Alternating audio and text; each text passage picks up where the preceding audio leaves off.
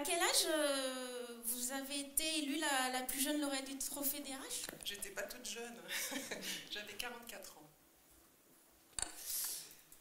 Alors, quand vous avez commencé à travailler, Catherine Chouard, est-ce que vous imaginiez une telle carrière? Non, pas du tout.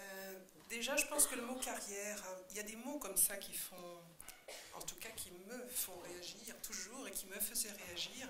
C'est objectif, performance, carrière, ambition. Je ne sais pas pour vous, mais alors pour moi, ce n'était pas du tout stimulant. Et il y a l'idée aujourd'hui d'être interrogé sur la carrière. Pour moi, la carrière, alors je suis une visuelle, alors je vois des images. La carrière, je vois une carrière de pierre. Vous savez, ces endroits qu'on sectionne, hein, où on va creuser pour trouver ce qui est précieux, puisque si on va chercher, c'est qu'on en a besoin. Alors, quels sont vos synonymes pour ces mots-là qu'on utilise justement, fréquemment?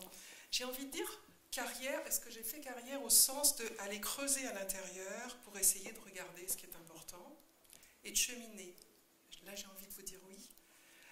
Et ça, j'ai toujours eu envie. Maintenant, la carrière, c'est quoi? Et souvent, j'entends des mots différents. C'est est-ce qu'on a réussi dans la vie? Et j'ai envie de vous proposer la question de est-ce qu'on réussit sa vie? Est-ce qu'on fait le chemin qu'on a envie de faire? Et la carrière, c'est de mon point de vue un des stéréotypes. Et le piège, c'est que les femmes rentrent dedans. La tête la première. J'allais dire, est-ce que chacun, hommes et femmes, nous donnons le choix de conduire notre propre chemin, notamment professionnel? Quel conseil vous auriez adressé aux femmes aujourd'hui? Je dirais justement on parlait beaucoup, hein, d'oser être soi-même, de s'interroger, d'aller regarder à l'intérieur. Je pense qu'il y a une formidable opportunité, et certains l'ont évoqué déjà aujourd'hui. Au fond, quelle est notre aspiration, ou quelles sont nos aspirations? Qu'est-ce qui nous guide? Qu'est-ce qui fait que tous les jours on se lève? Qu'est-ce qui fait qu'on a les yeux qui brillent? Et je dirais que peut-être accompagnant aujourd'hui, alors pas que des dirigeantes, des dirigeants aussi, ce qui m'importe, c'est des personnes qui sont dans des moments exposés. Vous savez, ces moments où on ne triche pas, parce que les enjeux sont forts, et puis parce qu'à l'intérieur de soi, on se pose des questions. On se pose des questions d'imposture, on se pose des questions de légitimité, on se pose des questions parce qu'on a été trop loin dans des déséquilibres familiaux, amicaux, personnels, de santé. On a trop mis en jeu. Et à ces moments-là, on ne peut plus tricher. Et souvent, le corps, il déclenche, il parle pour nous. Hein, la somatisation, mais pas que la somatisation, les maladies qui se déclenchent, c'est tabou aussi, on n'en parle pas parce qu'il faut toujours aller bien. Il faut toujours être pimpant, il faut toujours être joyeux. Et quand on est dans ces moments-là, on vient réinterroger au fond, c'est quoi les questions qui sont importantes? Et les conseils, je ne sais pas si c'est un conseil, c'est plutôt un témoignage de se dire au fond, comment à l'intérieur de soi, on est attentif à ces questions qui nous sont pour chacun et pour chacune uniques. Ce n'est pas les mêmes que ceux d'à côté. Et souvent, quand on pense à carrière, on imagine qu'il faut copier, qu'il faut faire pareil, qu'il faut aller aussi haut. Mon conseil, ce serait déjà de dire comment, le mieux possible, on reste en cohérence. On reste en alignement avec ce qui nous est cher. Pour certains, voilà, il va y avoir à certains moments de forts investissements professionnels. J'ai eu des périodes de ma vie où j'ai tout donné pour le plan professionnel.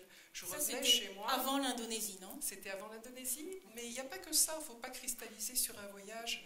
C'est vraiment un cheminement de se dire, oui, j'ai eu 17 années de COMEX en étant toujours la plus jeune et la seule femme. Donc oui, il faut faire des choix, des ajustements, et à certains moments, on va pouvoir le faire. On va pouvoir se rendre disponible, on va avoir un environnement qui est porteur, plus ou moins, où on fait des choix en se disant je privilégie plutôt un aspect qu'un autre. Le conseil, c'est de se dire, ne vous perdez pas de vue. Je trouve que la pire misère, alors là, pour parler de l'Indonésie, oui, il y en a effectivement, la pire misère, c'est d'oublier qui on est. C'est de se nier. C'est de se nier dans son féminin. Et là, j'entends beaucoup parler de femmes, mais j'ai envie de parler de féminin pour les hommes et pour les femmes. C'est une polarité. Et le féminin, c'est une polarité, entre guillemets, en électromagnétique négative. D'accord ? C'est intéressant d'ailleurs au plan du symbole. Le moins. Mais le moins, c'est quoi? C'est ce qui attire. C'est ce qui est fait pour recevoir. Et si on regarde un peu l'évolution du monde, notamment du business, qu'est-ce qui évolue en ce moment? On devient un monde de service. C'est intéressant. Un monde de service, c'est quoi? c'est un monde d'écoute, de réceptivité, de décentrage pour écouter les besoins de l'autre, pour inventer des solutions, pour inventer des modalités de réponse. Donc on sent bien inconsciemment que notre monde il est en train de changer. Et j'allais dire comment on accueille cette valeur féminine pour les hommes comme pour les femmes pour que le pôle masculin puisse s'exercer. Et j'allais dire que le conseil, c'est à l'intérieur de soi comment on peut garder cette polarité. Sinon, ça existe aussi, j'ai aussi siégé au collège de la Halde pendant 4 ans, on voit à quel point les femmes elles-mêmes commettent des discriminations et sont parfois les plus dures.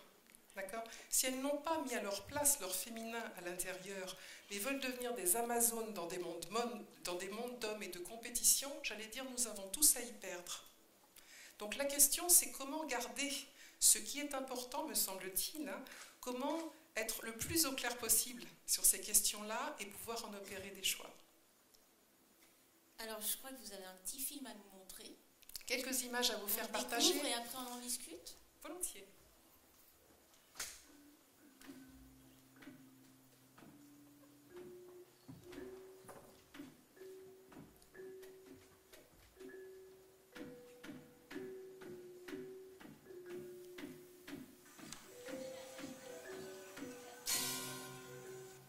Sokasibanten, en balinais, ça veut dire panier à offrande. C'est effectivement en recevant le premier panier à offrande que j'ai vu combien cet objet était à la fois beau, simple. Grâce à vous et à ces paniers, eh bien d'autres femmes au bout du monde ont la dignité par leur travail. Elles ne se posent pas la question de la carrière, elles se posent la question d'être connues dans ce qu'elles savent faire. Et quelque part aussi, dans cet objet symbolique, c'est un panier à offrande. Autrement dit, la question c'est, moi ça m'a touchée, dans certaines cultures, c'est qu'est-ce qu'on va offrir au monde. C'est pas comment on va prendre, comment on va se servir. C'est, tiens, qu'est-ce qu'on peut faire pour qu'aujourd'hui ça soit un jour meilleur, pour qu'on soit peut-être un petit peu plus attentif, juste à côté de nous, qu'il y ait juste un sourire, qu'il y ait juste un regard qui fasse exister quelqu'un. Alors voilà, ce signe-là, vous l'avez chacune et chacun dans vos sacs. Eh bien, c'est pour vous offrir un petit écrin pour que vous mettiez votre vœu sur ce qui vous est cher. Quelque chose où, dans une petit geste de vie quotidienne, voilà, vous allez pouvoir, chacune et chacun, à votre niveau, là où vous êtes, contribuer à ce que ce monde y soit meilleur. Et j'ai envie de dire, alors merci, l'association, elle vit grâce à des commandes d'entreprise, par exemple, sur des cadeaux qui veulent avoir du sens. Et l'objectif, avec cet argent, ça sert à rémunérer les femmes qui les fabriquent. Et en plus, on travaille avec 2 associations locales pour permettre aux femmes d'accoucher gratuitement, puisque Wayan a pu accoucher, et je suis maintenant marraine d'un petit garçon de 3 ans et demi, qui est évidemment merveilleux, mais aussi d'accompagner des jeunes filles et des jeunes garçons pour des études secondaires et supérieures, puisqu'on sait que quand on a un niveau social difficile, l'accès à l'école est plus ou moins facile, et au-delà, ça s'arrête maintenant. Au-delà de ça, et juste pour en terminer sur l'offrande, j'ai envie de vous partager une lecture que j'ai eue récemment, qui était au fond, quand on dit la carrière, le cheminement et autres, où la femme, au fond, comment se réaliser. J'ai été touchée par un livre qui relate les 5 regrets des mourants. Et je trouve que c'est chouette parce que ça nous donne plein de lumière sur le fait qu'on est vivant et vivante, que la vie, ça s'invente tous les jours, que c'est pas planifié avec le premier, le deuxième, la carrière, et que la bonne nouvelle, c'est qu'il y a toujours des rencontres, et que des journées comme aujourd'hui, ça donne naissance à plein de choses. Et que chaque instant de nos vies, on peut donner naissance. On peut avoir des surprises. Et je dirais que pour moi, en tout cas, le témoignage, c'est que cette rencontre à Bali a laissé advenir, a laissé de la place, peut-être parce que j'étais vacante moi-même entre 2 jobs. Et le choix que j'ai fait au retour, c'est de ne pas prendre un DRH de CAC 40, mais de créer ma propre activité en me mettant à 48 ans à mon compte seule. Donc tout ça pour dire, le risque qu'on a, c'est de se laisser prendre dans un vieux monde de business, où peut-être que les rapports ne sont plus, je dirais, les germes du monde de demain, qu'il va falloir inventer d'autres choses. Et pour ça, il ne faut surtout pas se priver de la vie qui est en chacune et en chacun, et de toute la créativité qu'il y a. Alors, les 5 vœux, vite fait. J'aurais souhaité avoir le courage de vivre la vie que je voulais, non pas celle que les autres attendaient de moi. Le second, j'aurais souhaité ne pas avoir autant travaillé. Le 3e, j'aurais souhaité avoir le courage d'exprimer mes sentiments. Le 4e, j'aurais souhaité rester en contact avec mes amis. Et le 5e, j'aurais souhaité m'autoriser à être plus heureux. Alors allons-y.